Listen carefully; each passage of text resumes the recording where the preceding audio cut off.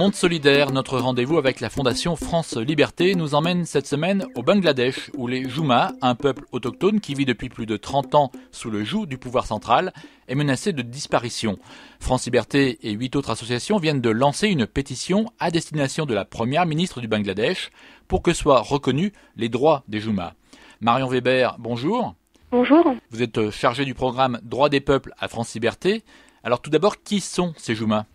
Alors, les Juma, ce sont des peuples autochtones, comme vous le disiez, qui vivent sur leurs terres ancestrales dans la région des collines, au sud-est du Bangladesh. En fait, le terme Juma, c'est un nom collectif donné à 11 peuples autochtones de la région des Chittagong Hills-Trax. Et parmi ces 11 peuples, on dénombre par exemple le peuple des Chakma, les Marma, les Tripura.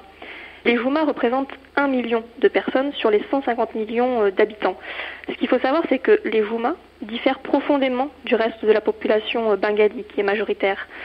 Les Juma sont ethniquement, culturellement et linguistiquement distincts du reste de la population du pays. Par exemple, alors que les Bengalis sont majoritairement musulmans et parlent le bengali, les Juma, eux, sont en revanche majoritairement bouddhistes et parlent leur propre langue. Alors, dès 1979, les territoires de ces peuples autochtones ont été colonisés et sa population a été victime d'exactions par le gouvernement bengali. Tout à fait. Entre 1979 et 1984, le gouvernement a en fait considéré le territoire Juma comme une terre vierge et a installé entre 350 000 et 450 000 Bengalis sans terre dans la région. Ce qui a provoqué une augmentation de la population bengali par rapport au reste des Juma.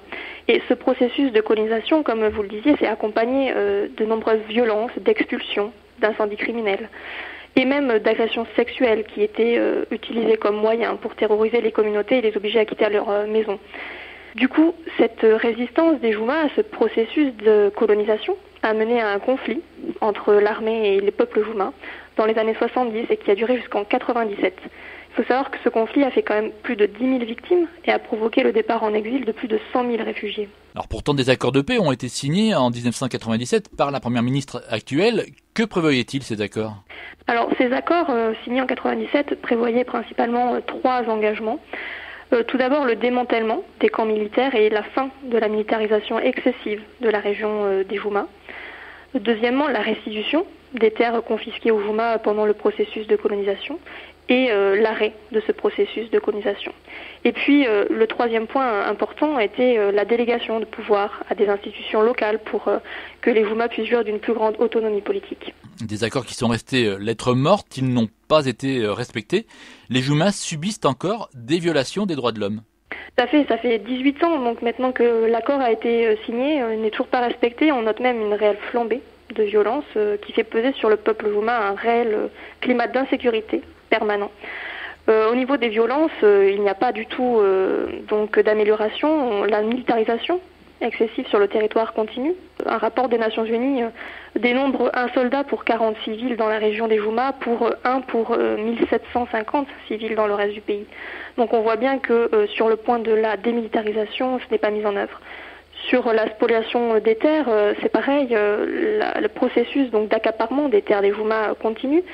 Et c'est d'ailleurs même, d'après des rapporteurs des Nations Unies, la terre est largement reconnue comme le problème le plus critique dans les Chittagong Hills-Trax.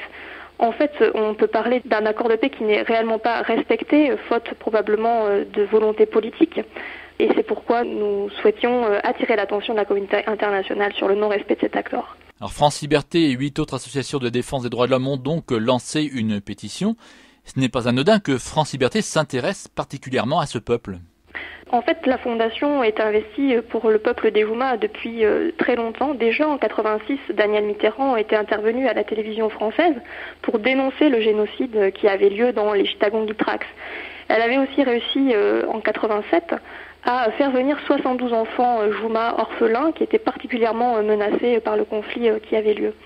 Et puis après l'accord de paix signé en 97, la Fondation a été très active pour dénoncer la non-application de cet accord et les nombreuses violations des droits de l'homme que subissent les Juma. C'est pourquoi régulièrement aux Nations Unies, au Conseil des droits de l'homme à Genève, nous déposons des déclarations écrites et attirons l'attention sur ce peuple trop méconnu malheureusement. Et donc que demandez-vous dans cette pétition ? Alors la Fondation Danielle Mitterrand demande la mise en application des accords de paix de 97. Donc nous appelons le Premier ministre du Bangladesh, Madame Sheikh Hasina, à respecter les résolutions de l'accord de paix et à honorer sa promesse. La pétition est lancée au niveau international et avec nous, donc il y a la Voix des Juma, notre partenaire historique, mais aussi des associations françaises, des associations au Bangladesh très mobilisées, au Japon, et puis au niveau international, au niveau de la diaspora Juma. À nos côtés, Gilbert Mitterrand, président de la Fondation France Liberté, Noël Mamère, journaliste et député français, ainsi que le roi et la reine des Chakmas, ont accepté de parrainer la pétition et mettre en lumière les nombreuses violations dont sont victimes les Juma. Vous pourrez d'ailleurs voir l'engagement de Noël Mamère, parrain de cette pétition, en vidéo sur le site de France Liberté. Et cette pétition, lancée le 21 septembre à l'occasion de la Journée internationale de la paix, prendra fin le 2 décembre 2015, date des 18 ans de la signature de l'accord de paix. Merci Marion Weber. Merci à vous. Monde solidaire à retrouver sur fréquenceterre.com. Philippe Bourri, Fréquence Terre. Retrouvez et podcastez cette chronique sur notre site fréquenceterre.com.